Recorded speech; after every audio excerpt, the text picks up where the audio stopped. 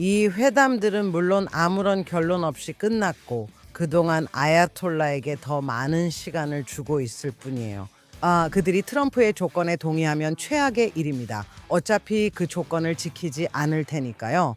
만약 미국이 반가쇠를 당겨 이란을 공격해야 한다면 이란인들에게 올바른 선택을 할 기회가 주어졌기 때문에 정당성이 생길 것입니다. 정당성이고 뭐고 다 소용없어요. 저 그 단어 정말 싫어요. 샬롬 이스라엘 언디플로매틱의 새 에피소드에 오신 것을 환영합니다. 오늘은 2월 18일 수요일이고 우리는 이란과 미국 대표단이 제네바에서 만난 다음 날에 이야기하고 있습니다. 오늘도 풀어야 할 이야기가 많습니다. 그리고 언제나처럼 제 공동 진행자인 루티 블룸과 함께하고 있습니다. 오늘 기분이 어떠신가요, 루티? 어제 제네바에서 있었던 일은 어떻게 생각하시나요? 네, 제 기분이 어떤지 물으시면 대답이 좀 복잡해요. 사실 저는 이슬람 공화국에 대한 공격이 있을까봐 불안해지고 있어요. 그리고 저처럼 느끼는 사람들이 많다는 것도 알아요. 몇 주째 기다리고 있었고 그런 일이 일어날 거라고 예상했어요. 그리고 미국 항공기, 항공모함, 전투기 등 여러 움직임이 계속 보이고 있어요. 정말 많은 움직임이 일어나고 있거든요. 그런데도 이 회담들은 아무런 결론 없이 끝났고 단지 세 번째 회담을 하기로 결정했을 뿐이에요. 그리고 그동안 이 모든 것은 아야톨라들에게 더 많은 시간을 주고 있을 뿐이에요. 쿠르디오, 적어도 단기적으로 시간을 더 주는 거죠. 또한 이것은 미국과 미국을 지지하는 모든 국가들, 이스라엘을 포함해서 모두에게 도움이 됩니다. 왜냐하면 미국이 이 지역에 더 많은 군사 자산을 배치할 시간을 벌어주기 때문입니다. 구체적으로 모두가 이동 중인 항공모함 제럴드 포드에 대해 이야기하고 있습니다. 그 항공모함은 원래 베네수엘라 외곽, 라틴 아메리카 근처 어딘가에서 작전을 수행하고 있었고 지금은 중동을 향해 항해 중입니다. 그리고 제 생각에 단기적으로 이 상황을 조금 더 끄는 것이 미국이나 이스라엘에게 불리하지는 않다고 봅니다. 이건 직관에 반하는 것처럼 보일 수 있습니다. 왜냐하면 수년 동안 이란인들은 그냥 대화만 하기를 원했기 때문입니다. 그리고 그들의 입장에서는 대화만 해도 압박이 줄어들기 때문에 좋은 일입니다. 하지만 어쩌면 적어도 단기적으로나 중기적으로는 이런 지연이 오히려 서방의 이익에 부합할 수도 있습니다.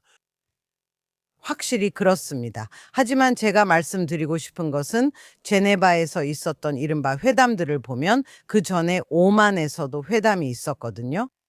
우선 그 제네바에서 회담이 열렸다는 점을 먼저 주목해야 합니다. 이 회담은 오만 대사관에서 열린 것으로 알고 있고 각 대표단은 같은 방에 있지 않았습니다. 그게 바로 성공적이라고 할 수 있는 또는 평화로운 협상이라고 부르는 것입니다. 그들은 스티브 위트코프와 제러드 쿠슈너와 같은 방에 앉으려고도 하지 않았어요. 그게 한 가지입니다.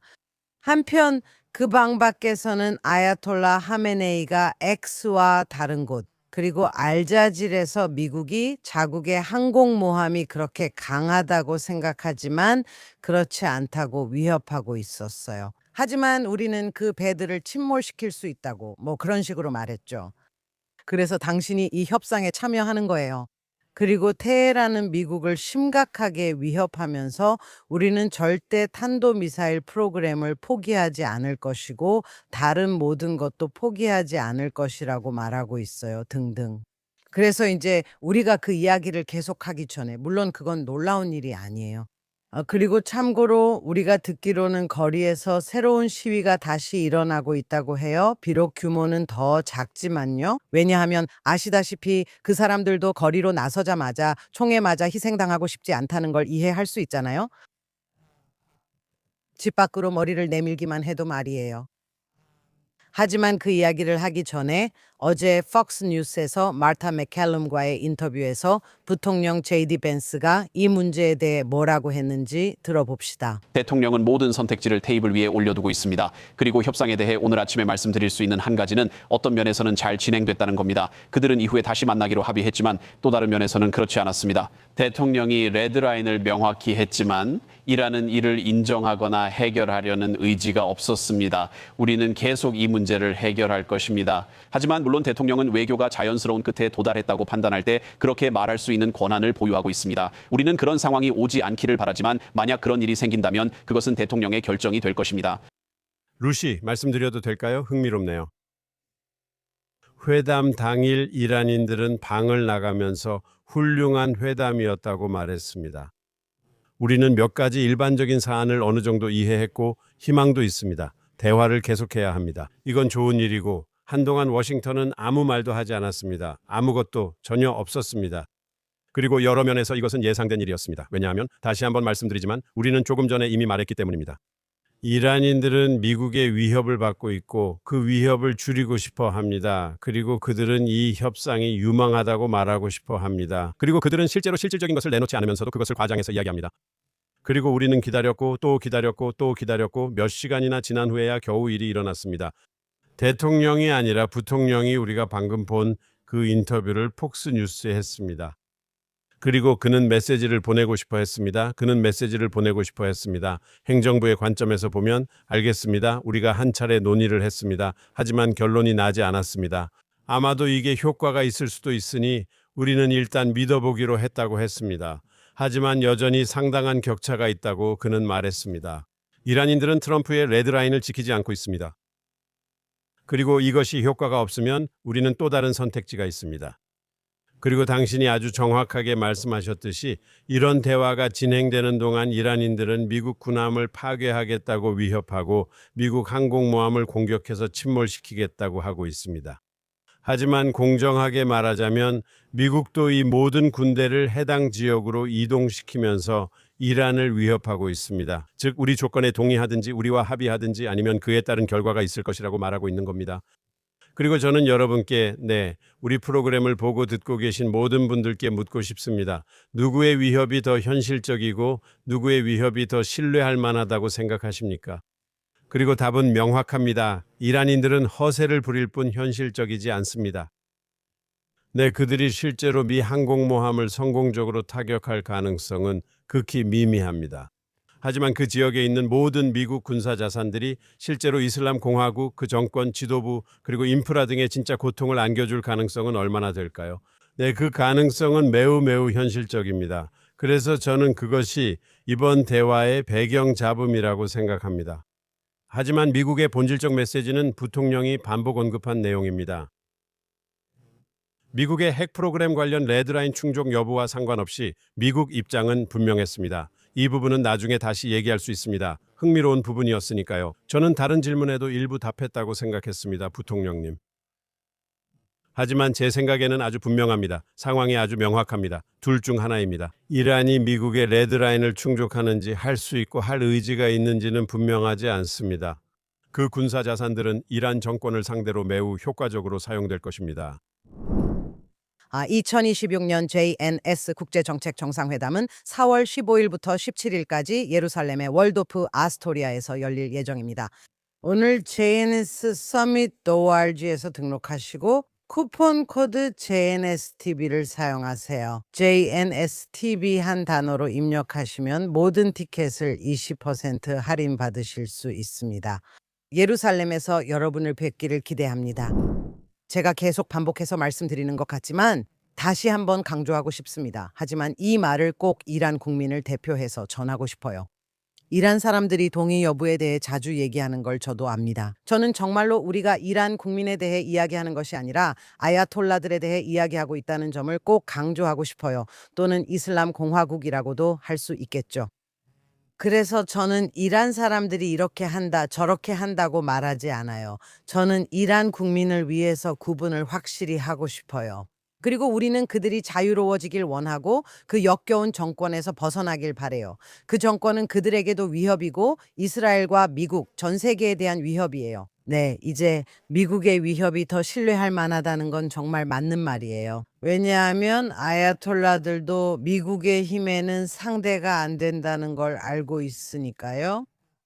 그리고 이제 전 세계가 이슬람 공화국이 12.1 전쟁에서 받듯이 생각했던 것보다 훨씬 허약한 존재라는 걸 알게 되었죠. 수년 동안 미국에서도 이스라엘에서도 어디서나 모두가 말했죠. 그 곰을 건드리면 안 돼. 무슨 일이 일어날지 모르니까 라고요. 그들은 이스라엘을 지도에서 없앨 수 있고 뭐든 할 수 있다고 했어요. 그들은 핵무기도 있고 탄도미사일도 있으며 전쟁 탄두에 실을 만큼 우라늄을 충분히 농축하고 있다고 하죠. 등등. 그리고 실제로 그들이 훨씬 약하다는 것과 그들의 핵시설을 제거하는 것이 누구나 생각했던 것보다 훨씬 쉽다는 것을 알게 되었죠. 그렇긴 하지만 이슬람주의자들이 서방에 대해 갖는 힘은 무기에서 나오는 것이 아니라 그들의 사고방식과 서방이 그것을 믿는다는 사실을 이해하는 데서 나옵니다. 모두가 평화롭고 조용하고 풍요롭게 지내길 원하며 모두가 잘 지내고 자유롭고 공정한 선거가 이루어지길 바랍니다. 그리고 그것은 거짓말이며 그들 역시 알고 있습니다. 이것이 이스라엘이 하마스 아리즈불라와 싸울 때 겪는 문제입니다. 이슬람주의자들이 아는 한 가지는, 그리고 이 점을 말씀드리고 싶은데, 우리가 이제 막 라마단 달에 들어섰다는 것입니다. 그리고 이것은 매우 중요합니다. 왜냐하면 우리는 다시 소문을 듣고 있지만 그것이 사실인지 알 수 없기 때문입니다. 미국이 아야톨라들에게 한 달을 줄 생각을 하고 있다는 것이 사실이 아닐 수도 있습니다. 한 달 안에 합의 서명 여부를 결정하라는 뜻이군요. 알겠습니다. 그리고 말씀드리자면 그 한 달은 바로 라마단입니다. 그리고 또다시 서방은 그런 점을 고려하지만 이슬람주의 적들은 결코 그렇게 하지 않습니다. 오히려 반대죠. 10월 7일에 하마스는 유대인 명절에 우리를 노렸습니다. 욤키푸르 전쟁 때도 마찬가지였고 똑같은 일이었습니다. 그래서 여기서 제가 말씀드리고 싶은 것은 이슬람주의자들에게는 서방이 가지지 못한 강점이 있다는 점입니다. 여러 방식으로 답변해도 될까요? 먼저 라마단 문제를 말씀드리겠습니다. 그렇게 말했습니다. 저는 저희 둘 다 9.11과 알케다의 뉴욕, 워싱턴 공격을 기억할 만큼 나이가 된다고 기억합니다. 또한 미국은 아프가니스탄에서 알케데 대응하고 보복하길 원했습니다. 그들은 미국이 라마단 기간엔 공격하지 않는다고 했지만 실제로 미국이 그 기간에 공격한 것 아시나요? 공정하게 말하자면 라마단에는 이스라엘 보안기구가 경계를 강화해야 합니다. 라마단이 공격에 더 취약하기 때문입니다. 그리고 저는 무슬림 극단주의자들에게 말하고 싶습니다. 뭐라고요? 라마단 기간엔 당신들은 공격할 수 있는데 우리는 공격이나 방어가 안 된다는 건가요? 그래서 저는 이 라마단 문제가 좋지 않은 비유를 들자면 라마단 기간에는 우리가 당신들을 공격할 수 없다는 주장은 일종의 눈속임에 불과하다고 생각합니다. 그들은 한 번도 우리를 상대로 라마단 휴전을 한 적이 없습니다. 유명한 욤키푸르 전쟁을 그들은 라마단 전쟁이라 불렀죠. 1973년 10월 우리를 공격했을 때입니다. 그게 첫 번째 포인트고 두 번째로 서방의 이슬람주의자들이 누구인지 이해하고 있느냐는 점입니다. 그래서 우리는 뮌헨 안보회의에서 미국 국무장관 마르코 루비오가 아주 분명하게 말하는 것을 들었습니다. 그는 아톨라들이 이끄는 정권, 그리고 이런 세계관과 신념을 가진 이슬람 극단주의자들에 대해 이야기했죠. 그래서 저는 다른 행정부에 대해서는 잘 모르겠습니다. 네, 오바마에 대해서도 바이든에 대해서도 그리고 그 밖의 사람들에 대해서도 논쟁할 수 있습니다. 하지만 저는 이번 행정부의 중요한 인물들은 이란 정권의 본질에 대해 전혀 환상을 가지고 있지 않다는 느낌이 듭니다. 국무장관이 아주 공개적으로 말했고 대통령이 동의하지 않는 말을 국무장관이 하지는 않을 거라고 생각합니다. 그리고 이번 행정부에서는 이 정권이 근본적으로 문제가 있는 정권이라는 점을 분명히 인식하고 있다고 생각합니다. 이 정권은 이슬람 혁명을 수출하겠다는 이념에 깊이 물들어 있습니다. 헨리 키신저가 유명하게 말했듯이 이란의 문제는 국가가 아니라 대의 명분이라는 점입니다. 그리고 그 대의 명분은 호메이니 혁명을 중동과 그 너머로 수출하는 것이었습니다. 맞죠? 마지막으로 한 가지 더 말씀드리겠습니다. 베냐민 네타냐후 총리는 이번 주에 회장단 회의에서 매우 중요한 연설을 했습니다. 그 자리에서 그는 자신의 입장을 밝혔습니다. 그리고 그는 공개적으로 말했습니다. 나는 합의가 가능할지 회의적이다. 저도 그와 같은 생각입니다. 저 역시 회의적입니다. 만약 이란 정권이 미국의 레드라인을 충족시킬 수 있다면 저는 제 말을 정정하겠습니다. 그리고 회의적인 것이 맞다고 생각합니다. 그렇지 않습니까? 하지만 네타냐후는 계속 말했습니다. 좋은 합의가 되려면 무엇이 필요합니까? 이란인들이 협상 의지가 있다는 가정하에. 핵 문제에 관해서 그는 두 가지 매우 흥미로운 점을 언급했는데 이는 오바마가 10년 전에 체결한 합의와 별로 다르지 않습니다. 첫 번째, 그는 이렇게 말했습니다. 지난 6월 공격 이후 이란에 남아있는 모든 농축 우라늄이 전부 이란에서 제거되어야 한다고 했습니다. 맞죠? 이란의 농축 우라늄이 남아 있으면 안 됩니다. 이는 핵무기 제작에 사용될 수 있기 때문입니다. 그리고 그는 이것이 여러 면에서 똑같이 중요하거나 더 중요할 수 있다고 말했습니다. 그는 이란이 어떤 우라늄도 농축할 수 있는 능력을 갖지 못하도록 해야 한다고 말했습니다. 왜냐하면 오바마 합의는 이란에게 우라늄을 농축할 수 있는 기술을 남겨주었기 때문입니다. 하지만 그 합의는 소위 말하는 낮은 농도의 비군 사용, 즉 무기가 아닌 낮은 비율의 우라늄 농축에는 동의했습니다. 문제가 뭡니까? 낮은 농축에 사용하는 기술이나 고농축에 사용하는 기술이나 똑같은 기술입니다. 결국 원심 분리기를 몇 번 더 돌리느냐의 차이일 뿐이죠. 그래서 네타냐후가 말한 것은 만약 협상을 하고 싶다면 이란인들에게 모든 농축 능력을 해체하고 박탈해야 한다는 것이었습니다. 사실 평화적인 목적으로 원자력을 사용하는 대부분의 나라들, 예를 들어 캐나다, 독일, 일본 같은 나라들도 마찬가지입니다. 실제로 그들은 자체적인 농축 시설이 없습니다. 그들은 다른 나라들로부터 농축 우라늄을 구입합니다.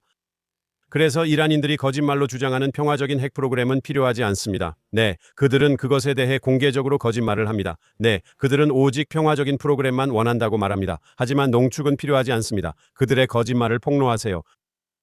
그래서 네타냐후는 어떤 합의가 효과를 발휘하려면 이 두 가지 요소가 반드시 필요하다고 강조했습니다. 그렇죠? 하지만 여기서 저는 네타냐후와 당신 그리고 트럼프 대통령에게 이의를 제기하고 싶어요. 그들과 좋은 거래라는 건 존재하지 않아요. 조건 중 어느 것도, 그리고 그 이유는 설령 아야톨라들이 그 모든 조건에 동의한다고 해도 그럴 리 없겠지만요. 하지만 기적적으로 그들이 동의했다고 가정해 볼게요. 기적이 아니라 미국인들이 이것을 갖고 있기 때문이죠. 아니에요. 그들은 거짓말할 거예요. 거짓말할 거예요. 그건 그들의 문화의 일부이고 심지어 이슬람에도 그런 개념이 있어요. 목표를 달성해야 할 때는 거짓말을 해도 괜찮다고 생각해요. 그래서 어떤 합의도 좋지 않을 거예요. 그게 첫 번째입니다. 하지만 만약 그런 합의가 있다면 또 다른 이유는 그런 합의가 있다는 건 제재가 해제된다는 뜻이고 그건 그들의 금고에 돈이 들어간다는 의미이기 때문이에요. 그리고 참고로 다른 나라들이 농축 우라늄을 제공한다고 말씀하셨는데 그게 그들이 제공하는 전부가 아니에요. 우리는 또한 중국, 북한, 러시아가 아야톨라를 돕고 있다는 것도 알고 있어요. 정말 위험한 지정학적 문제가 벌어지고 있지만 그게 단순히 지정학적인 것만은 아니에요. 이란 정권은 종교적이에요. 지금도 그래요. 재미있는 건 우리 둘 다 아는 친구가 저에게 내가 이 일에 불안한 이유 알아? 합의 여부는 상관없어 라고 말했어요. 군사 행동이든 군사 행동이 아니든 그 정권은 너무 이념적이고 심지어 자살적이기까지 해요. 만약 내세와 12번째 이맘을 믿는다면 천국으로 올라가는 것까지도요? 그리고 그게 전부라고 그녀는 말했어요.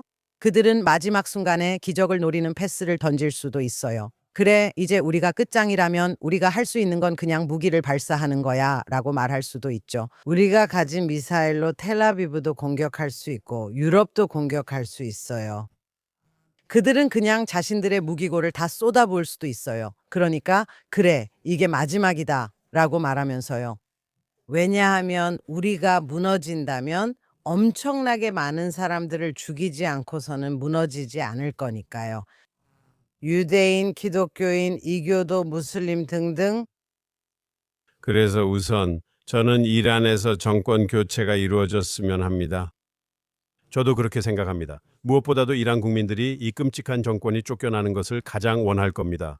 네, 문제는 이런 일이 조만간 일어날 가능성이 있느냐는 거죠. 그리고 만약 정권과 좋은 합의를 이룰 기회가 있다면 언젠가 정권이 곧 무너질 거라는 희망만으로 그 기회를 버려야 할까요? 제 생각에는 그게 참 어려운 질문입니다. 답하기 어려운 질문이고 우리가 아주 신중하게 고민해야 한다고 생각합니다. 의사결정의 세계에서 말이죠. 지금 옳다고 느끼지 않는다면 사용하지 마세요. 의문이 든다면 말이죠. 하지만 지금 옳다고 느낀다면 지난 30년 동안 이란인들이 한 번도 받아들이지 않았던 합의를 받아들이도록 강요할 기회가 있다면 당신은 거절하겠습니까? 이란 국민들이 일어나기를 기다리기 위해 우리는 지금 그 기회를 사용하지 않을 것입니다. 왜냐하면 서방 어디에서나 모두가 이렇게 말하거든요. 이건 사담 후세인 때처럼 되지 않을 거야 라고요. 그리고 이라크에서는 맞아요. 모두가 이렇게 말합니다. 이제 이란 국민들이 그들 스스로 이 일을 해야 한다. 이란 국민들이 그들의 정권을 전복하길 원하니까 라고요. 모두 동의하죠. 물론입니다. 그런데 그들에게 힘이 있을까요? 그리고 우리가 본 것, 그리고 당신도 직접 말했죠. 우리는 지금 어느 정도 다시 시작된 시위들을 보고 있습니다. 왜냐하면 이란에서 그 대규모 학살이 일어난 지 40일이 지났기 때문입니다. 하지만 예전보다는 훨씬 적습니다. 이란 정권이 매우 잔인하고 자국민을 죽이고 학살했으며 권력을 유지하기 위해서라면 다시 그렇게 할 의지가 있기 때문입니다. 그래서 질문은 가능성에 관한 것입니다. 확률이 아니라 이란 국민들이 실제로 그들의 정권을 전복할 가능성에 대한 것입니다. 지금 협상에 반대하십니까? 맞게 말씀하실 겁니다. 하지만 협상은 이란인들에게 제재 완화 혜택을 줄 것입니다. 그리고 그것은 정권에 피를 공급해 정권 생존을 돕게 됩니다. 왜냐하면 시위하는 많은 사람들이 경제적인 이유로 시위하고 있기 때문입니다. 정권이 이란의 경제와 그곳 사람들에게 경제적 혼란을 가져왔기 때문입니다. 알다시피 그들의 돈은 가치가 없고 일자리도 없으며 나라가 경제적으로 무너지고 있습니다. 그리고 제재 완화는 정권을 구할 것입니다. 그 주장에는 일리가 있습니다. 하지만 자동적으로 제재가 완화되지 않는다는 전제로 이란인들과 합의를 한다면 이건 이스라엘 사람들이 미국인들에게 말했다고 알고 있습니다. 자동적으로 제재가 완화되는 것이 아니라 실제로 어려운 조치를 취할 때만 제재가 완화된다고 말한다면 다시 말해서 단순히 합의서에 서명하고 미소 짓는 것만으로는 충분하지 않습니다. 그리고 이란인들은 합의서에 서명하고 미소 짓는데 아주 능숙하죠. 네, 하지만 실제로 이행해야만 제재 완화를 받을 수 있습니다. 예를 들어 고농축 우라늄 1000단위를 다른 나라로 옮기고 그게 이란 영토 밖으로 나가야 합니다. 그래야만 제재 완화를 받을 수 있습니다.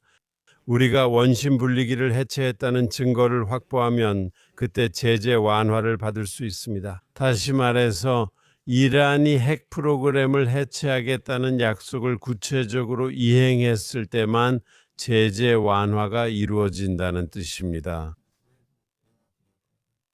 네, 하지만 그건 허황된 꿈이에요. 좋아요. 우선 당신은 계속 이걸 해체하고 저걸 해체하면 된다고 말하지만 테헤란의 이슬람 정권과 관련된 문제가 그게 전부가 아니에요. 그게 핵심이 아니에요. 그리고 당신은 어떤 합의가 체결된다면 이란 국민들이 그 정권을 무너뜨리기 위해 일어설 일은 없을 거라고 말했어요.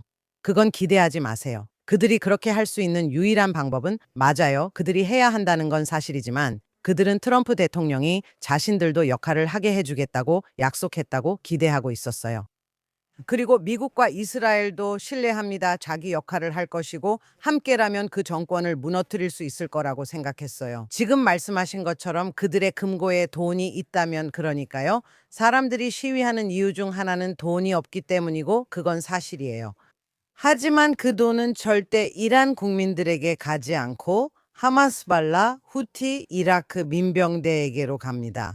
그게 이란 국민들이 지쳐가던 이유 중 하나였어요. 많은 이유 중 하나는 당신들은 팔레스타인 사람들을 신경 쓰나요? 그럼 우리는요? 우리 삶은요? 뭐죠? 이런 거였죠. 아시겠어요? 하지만 다시 말씀드리지만 어떤 합의든 어떤 거래든 정권 교체는 없을 거예요. 첫 번째로 그리고 두 번째로 그 합의가 만들어질 거라는 거예요. 만약 그들이 아야톨라들이 자신의 모든 성격을 바꾼다면 그들은 더 이상 그들이 아니겠죠. 그러니까 만약 그들이 다른 행동을 한다면 괜찮을 거라고 말하는 거죠. 즉 그들이 변하지 않아 그런 일은 일어날 수 없다는 겁니다. 그리고 그들은 그러니까 그들이라고 하죠. 그들이 거짓말하는 부분은 핵무기에 대한 의도에 관한 것이지만 누구를 죽이고 싶은지에 대해서는 거짓말하지 않아요. 사실 며칠 전에 그들이 이슬람 혁명 기념일을 축하할 때 미사일과 관해 미국 장군들의 이름을 적어 놓았어요. 그리고 그들은 그것에 대해 전혀 숨기지 않고 있어요. 게다가 그들은 항상 이스라엘을 지구상에서 없애버리고 싶다고 말해요. 그래서 그 부분에는 아무런 변화가 없고 어떤 합의도 잘 될 수 있는 유일한 것은 없어요. 하지만 그 합의에 무엇이 들어있든 결국 그렇게 된다는 뜻이에요. 이란 국민들은 오바마에게 버림받았고 물론 바이든에게도 그랬지만 특히 오바마에게 버림받았어요. 그들이 거리로 나서고 총에 맞아 쓰러질 때 버림받았어요. 그리고 저는 정말로 바라고 있어요. 이게 바로 트럼프 대통령께 드리는 제 메시지예요. 당신이 절대 따라가고 싶지 않은 그 발자취를 따르고 싶지 않은 마지막 사람 오바마처럼 하지 마세요. 그래서 저는 다음과 같이 말씀드리겠습니다. 당신이 맞다면 알겠습니다. 그리고 이 정권은 미국의 레드라인을 지킬 능력이 없다는 거죠. 맞습니까? 그렇다면 우리에게는 문제가 없고 논쟁할 이유도 없습니다. 당신이 맞다면 말이죠. 그 말은 미국이 이 모든 병력을 그 지역으로 이동시키고 있다는 뜻이고 이란이 트럼프의 레드라인에 동의하지 않기 때문에 결국 미국이 그 병력을 사용할 수밖에 없다는 의미입니다. 저는 이론적인 가능성을 제기하는 것이고 어쩌면 그것이 트럼프 행정부가 가지고 있는 희망일 수도 있습니다. 이란은 경제와 내부 문제들이 매우 극심해서 그들만의 독특하게 취약하고 약한 위치에 있기 때문입니다. 네, 그들의 국민들이 일어섰고 그들은 힘으로 그들을 진압해야 했습니다. 이 정권은 그 어느 때보다 약해졌고 물론 10월 7일 이후에 일어난 일들 때문에 군대와 그들의 대리 세력들도 약해졌습니다. 네, 지역적으로도 약해졌고 군사적으로도 약해졌으며 기술적으로도 약해졌습니다. 지금은 유례없이 약한 위치에 있습니다. 그리고 그들이 지금까지 한 번도 동의하지 않았던 일들에 동의할 가능성이 있다는 겁니다. 물론 확실하다고는 말할 수 없지만요. 당신 말이 맞을 수 있고 그들이 동의하지 않을 수도 있다는 걸 압니다. 만약 동의하지 않으면 우리는 그 시간에 병력을 중동으로 이동시켰습니다. 두 가지 말씀드리자면 흥미로운 점이 있습니다. 제 생각엔 유럽인들 물론 비꼬는 말이지만 사실 그들은 당신 친구가 아니죠. 하지만 과거에는 유럽인들이 종종 진정합시다라고 제안하곤 했죠. 어떤 유럽 외교관 프랑스인이나 독일인 거친 사람이라도 중재자 역할을 했고 늘 착한 척하며 상황을 진정시키려 했습니다. 즉 유럽인들은 조용해졌고 이번에는 미국이 주도하도록 내버려두고 있습니다. 매우 흥미롭네요. 즉 그들은 트럼프가 이란과 협상할 기회를 방해하고 싶지 않습니다. 또한 그렇지 않으면이라는 입장에도 반대하지 않습니다. 그리고 당신이 저보다 이런 일을 더 잘 따라가잖아요. 하지만 저는 6월 전쟁이 일어나기 전에 이스라엘이 이란과 단독으로 싸우고 있었던 때를 기억합니다. 12일 전쟁의 처음 10일 동안 자정 이전에 해머시 미국에서는 우리가 이 일에 관여하지 말아야 한다는 논쟁이 있었습니다. 이건 이스라엘의 전쟁이며 우리가 미국이 전쟁에 휘말리는 걸 막아야 한다는 거죠. 맞죠? 미국 공공생활의 유명 인사들 중에도 그런 말을 한 이들이 있었습니다. 제 인상은 그 대화가 맞아요. 이스라엘이 우리를 전쟁에 끌어들이게 두지 말자는 거였어요. 모두가 워싱턴 즉 도널드 트럼프 대통령이 이끌고 있다는 것을 보고 있고 그런 대화는 어느새 사라졌습니다. 다시 말해서 바로 미국이 이런 외교적 선택지를 제시했기 때문에 그리고 분명한 레드라인을 제시했기 때문에 그렇습니다. 공리주의적인 관점에서 보면 맞습니다. 만약 미국이 반가쇠를 당겨 이란을 공격해야 한다면 정당성이 생길 것입니다. 왜냐하면 이란인들에게 올바른 선택을 할 기회가 주어졌기 때문입니다. 알겠어요. 우선 정당성이라는 말 정말 싫어요. 그 단어가 싫은 이유는 세상의 도덕적인 세력들이 항상 비도덕적인 세력에게서 정당성을 얻으려고 한다는 점이에요. 그래서 정말 신경이 거슬리지만 그건 잠시 제쳐두고 잠깐만 정정할게요. 제가 그렇게 말한 게 아니에요. 좋은 합의가 있을 수 있다는 점을 의심한 건 아니에요. 혹은 그들이 레드라인에 동의하지 않으면 제 말은 그들이 동의할 수도 있지만 그게 아무 의미가 없을 거라는 거예요. 그들이 트럼프의 조건에 동의하지 않기를 바라는 게 좋을 거라고 그는 말해요. 그들은 합의를 원하죠. 물론이죠. 그들은 합의를 원해요. 그들은 자신들에게 군사 행동이 가해지는 걸 원하지 않아요. 왜냐하면 그들이 질 걸 알기 때문이죠. 좋아요. 두 번째로. 그래서 제가 말하는 건 그들이 태도를 바꿔서 속임수를 쓸 수도 있다는 거예요. 그들은 항상 그랬듯이 시간을 더 벌려고 할 거예요. 우리도 그냥 그걸 바랄 수밖에 없죠. 그리고 저는 트럼프가 그들에게 속아 넘어갈 사람이라고 생각하지 않아요. 하지만 제 말은 서구에는 그런 경향이 있다는 거예요. 그리고 트럼프의 경우에는 그게 더 두드러지죠. 협상에서 강할 때 거래를 성사시킬 수 있다고 생각하는 경향이요. 그리고 특히 그들이 약할 때 말씀하신 것처럼 바로 그들이 그렇게 약해졌기 때문에 지금이야말로 협상이 아니라 공격할 때라고 생각하는 거죠. 그리고 만약 그들이 트럼프의 조건에 동의해도 결국 그 조건을 지키지 않을 것이기 때문에 최악의 상황이 될 거예요. 그리고 국제원자력기구가 사찰단을 보내고 그들이 사찰단의 입국을 허락하지 않다가 또 허락했다가 하는 동안에요. 시간만 더 벌게 되는 거죠. 그게 한 가지고요. 두 번째로 미국에서 당신들이 이 모든 걸 이스라엘을 위해서 한다는 목소리가 잠잠해졌다는 건 사실이 아니에요.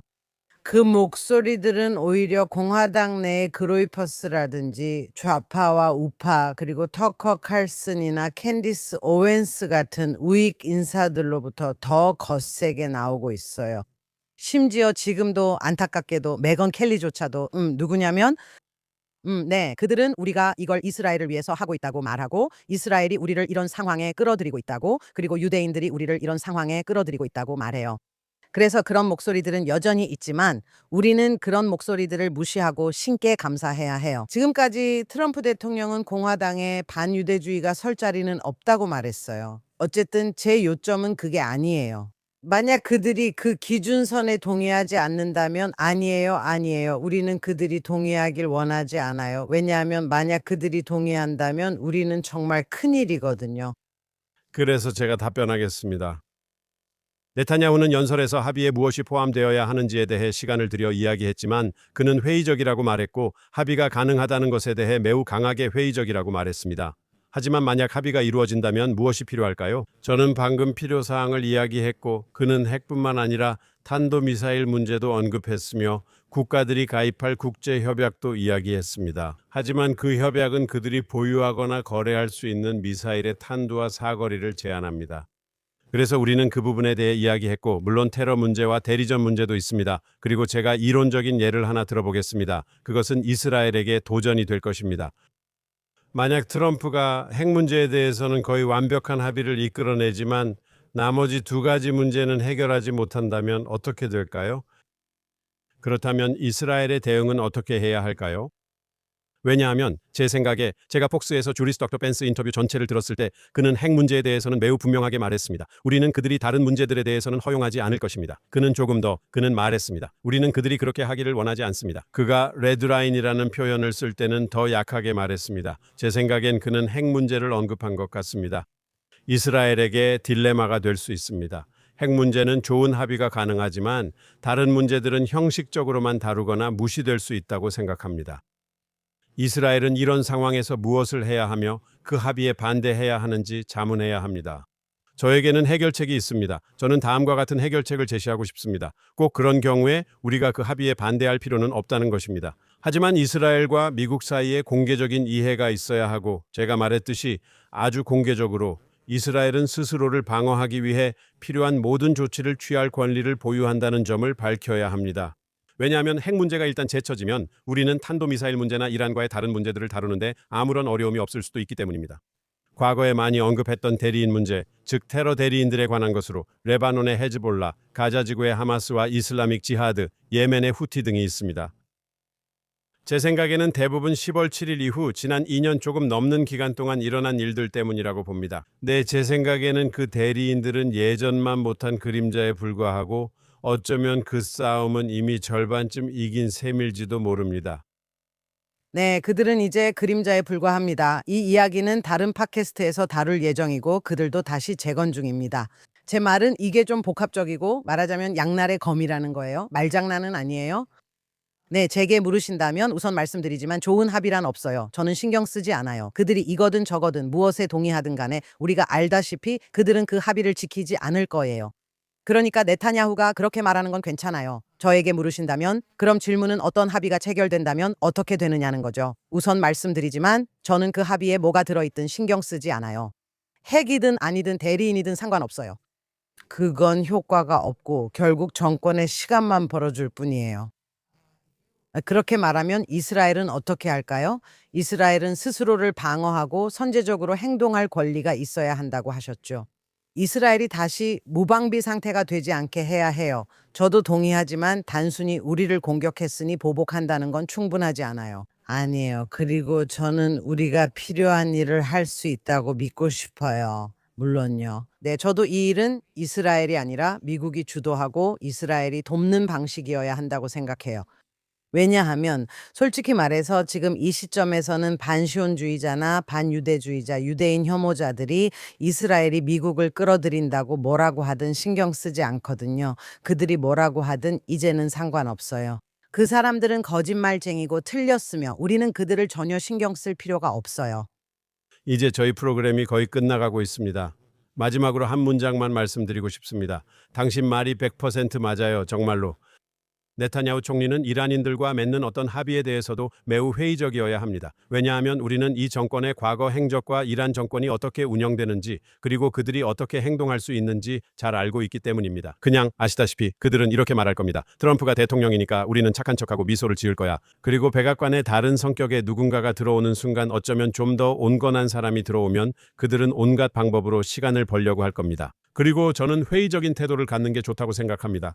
그래서 제 생각에 중요한 점은 상대가 실제로 행동으로 보여줄 때만 제재 완화를 해줘야 한다는 겁니다.